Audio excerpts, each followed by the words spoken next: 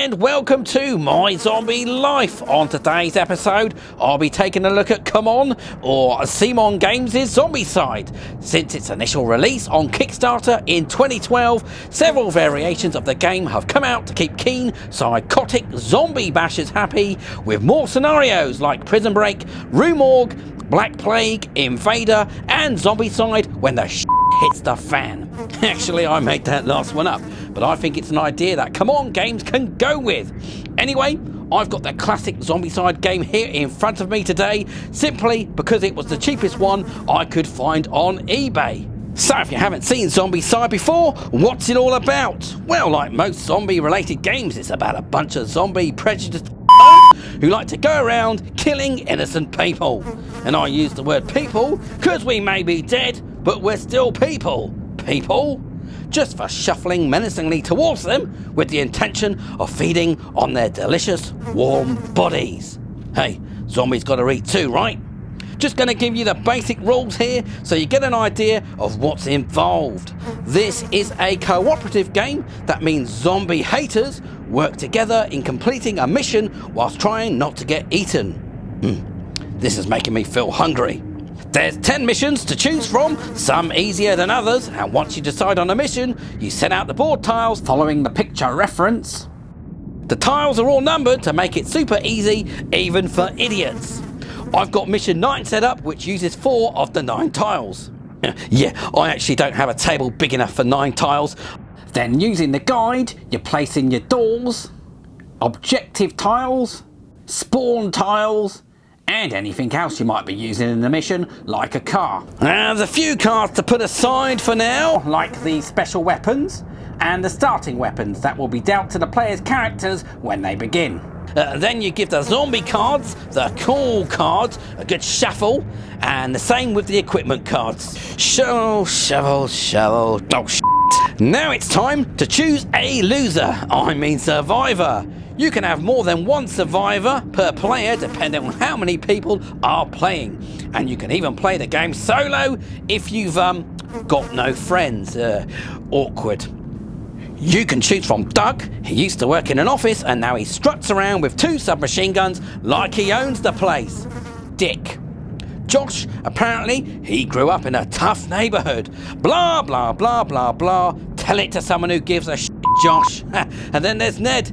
He's been preparing for the zombie apocalypse for years. He looks like he needs a bath more than I do. Great name though. There's Phil.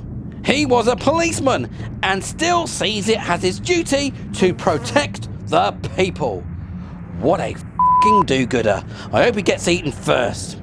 And then there's Amy, a goth girl who hates everything. Well, there's a surprise. She actually seems to be okay with the fact that the world is crumbling all around her. Well, I guess as long as she can still listen to The Cure, she'll be happy. And then you have Wanda, who scoots around on roller skates with a chainsaw. Oh, wow. She's actually kind of hot. Place your corresponding miniatures on the starting area and then put an experience tracker on the 0 of your character card. Shuffle the cards you put aside and randomly deal 1 to each survivor. You'll either get something cool or a pan. Some characters get starting items, like Phil gets a pistol. Decide who goes first and you're all ready to die a horrible death, hopefully. During the player's phase, each character can perform 3 actions. You can move up to 3 zones if needed. Each move is 1 action. Obviously, you can't walk through walls because that would be stupid. And if you walk into a zone with a zombie, you can't leave until either you kill the zombie or spend 1 action per zombie in your zone to leave on your next turn. Oh, I hate it when that happens. Oh, it's a bit wonky. Anyway, you can search an inside area as an action if there are no zombies in that zone. Searching means picking up an equipment card and adding it to your character card's equipment slots. You can only search once per turn, and survivors are only allowed to have a maximum of 5 pieces of equipment at a time. Opening a door is an action, but you'll need to have a piece of equipment that can do the job, like a fire axe. And you also have to roll the number of dice indicated and roll at least one of the target numbers shown to open the door. You can take an objective token as an action to help complete the mission, make some noise as a distraction for an action, or do jack it. And then there's the really fun stuff of combat, where you get to try and take down the zombies. To use one of your weapons, which takes an action, you check the range, which tells you how many zones the weapon reaches, roll as many dice as indicated here, and for each dice roll that equals or succeeds this number, it counts as a hit. The last number shows what kind of damage you inflict on the poor zombie that's targeted. Most zombies go down needing a weapon with just 1 damage, but fatties need a weapon that shows 2, and the abomination needs a weapon with a damage of 3. So you'll be needing a Molotov to take down these badass motherfuckers. If, sadly, a zombie is brutally killed, the asshole survivor that murdered them gets to move their marker up the experience tracker.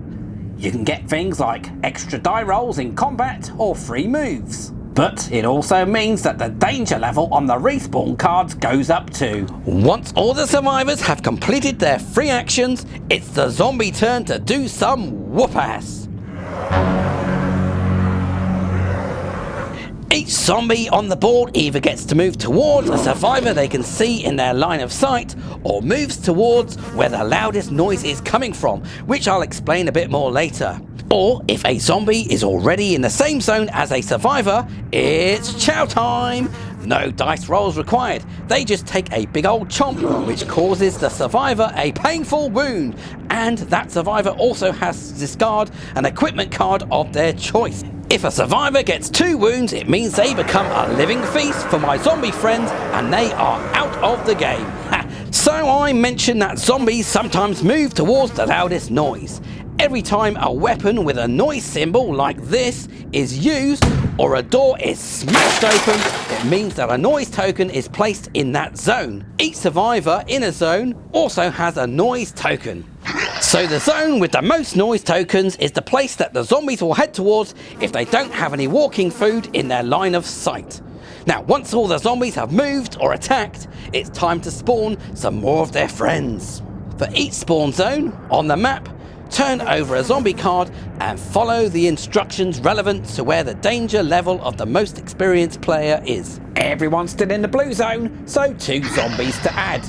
And then it's time to start the survivors round all over again. You keep going and going until hopefully all the survivors are eaten. Or sadly, maybe the survivors complete the objectives stated in the mission. Other cool things to note are the runner zombies that can move 2 zones at a time, and you can also combine certain equipment cards like the glass bottle and the gasoline card to create a Molotov that will take out absolutely anything. No dice required, boomer!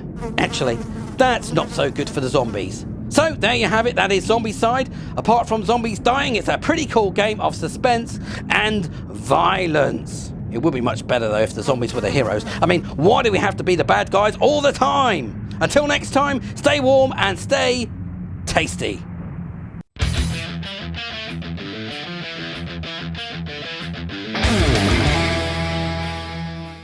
So, how about it, Wanda? Me and you, babe, all the way. Promise not to nibble. Hey, zombie lovers! Hit the subscribe button now so you'll never miss an episode. I'll be up to all kinds of things, from playing board and video games, reviewing absolutely anything horror related that takes my fancy, or sometimes just talking about my zombie life.